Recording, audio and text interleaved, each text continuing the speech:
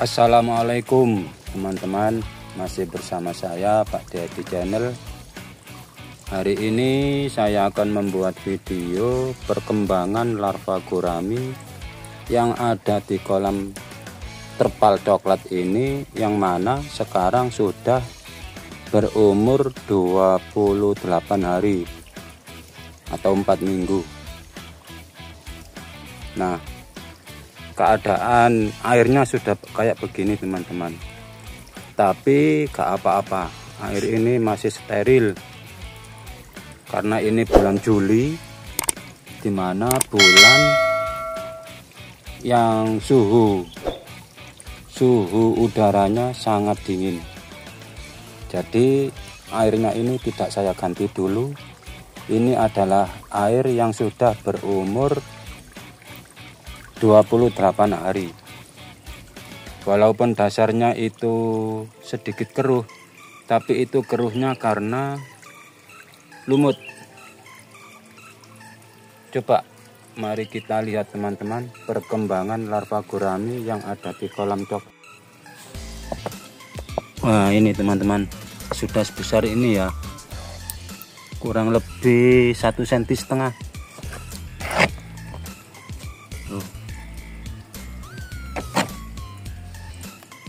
Umur 28 hari. Coba kita lihat yang ini teman-teman.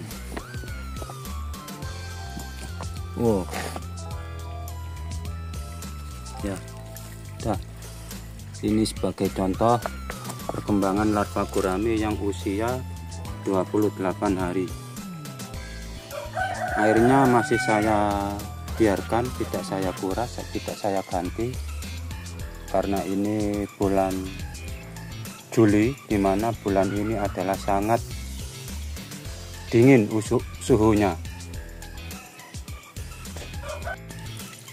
Selanjutnya mari kita beri makan teman-teman, karena ini masih usia 28 hari, jadi makannya masih cacing sutra ya, sedikit-sedikit aja, pokoknya merata teman. Nah, ini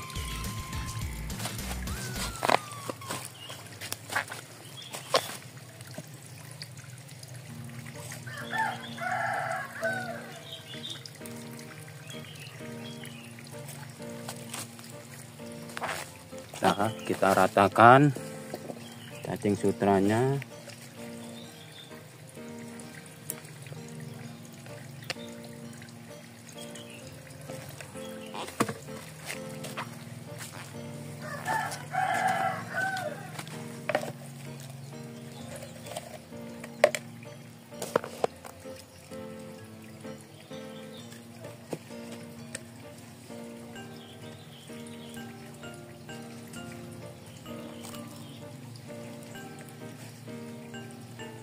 Selama usia 0 sampai 30 hari atau 35 hari itu masih dikasih cacing sutra teman-teman. Kemudian nanti kalau sudah berusia antara 35 hari, cacing sutra kemudian kita tambahi PF 500, sedikit aja PF 500 nya. Kalau kelihatan bisa dimakan ya kita tambahi, kita teruskan. Tapi cacing sutranya jangan ditinggal teman-teman, karena ini usia masih larva, masih bayi.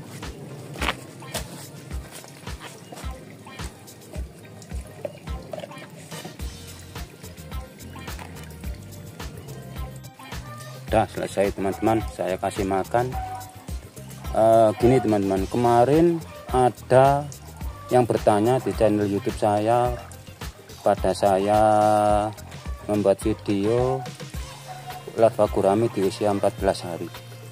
Kenapa larva gurami itu kalau ditebar di akuarium, walaupun sudah diberi aerator, gelembung, dikasih makan, tetap juga mati?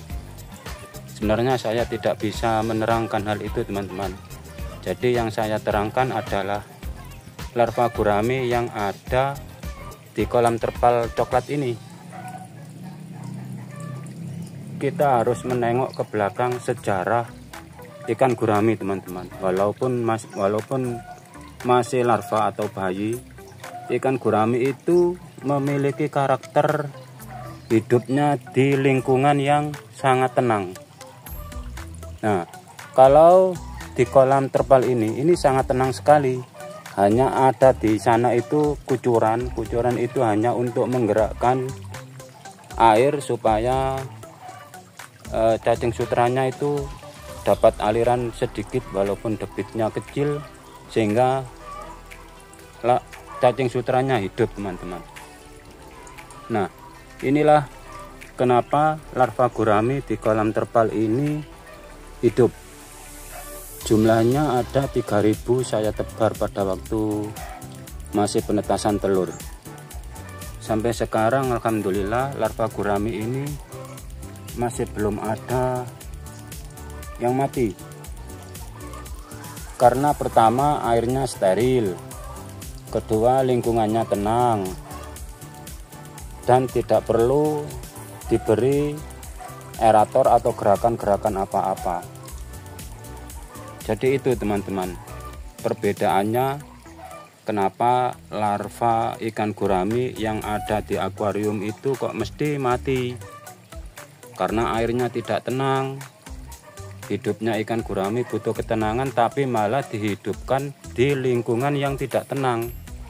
Jadi mungkin, saya hanya memungkinkan saja, kematian itu terjadi pada proses itu.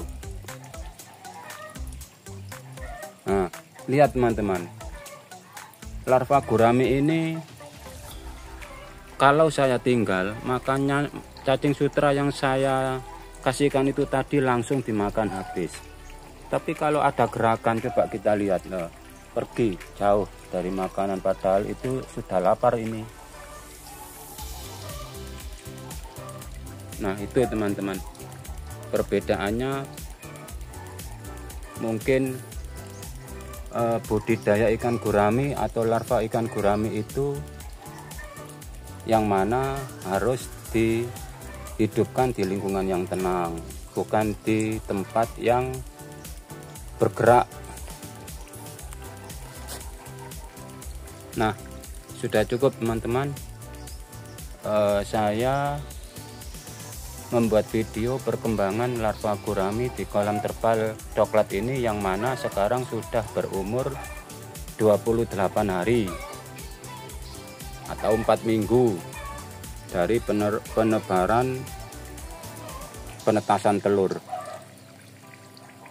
Dari saya akhiri. Wassalamualaikum warahmatullahi wabarakatuh. Salam budidaya ikan gurami Pak Dedi Channel.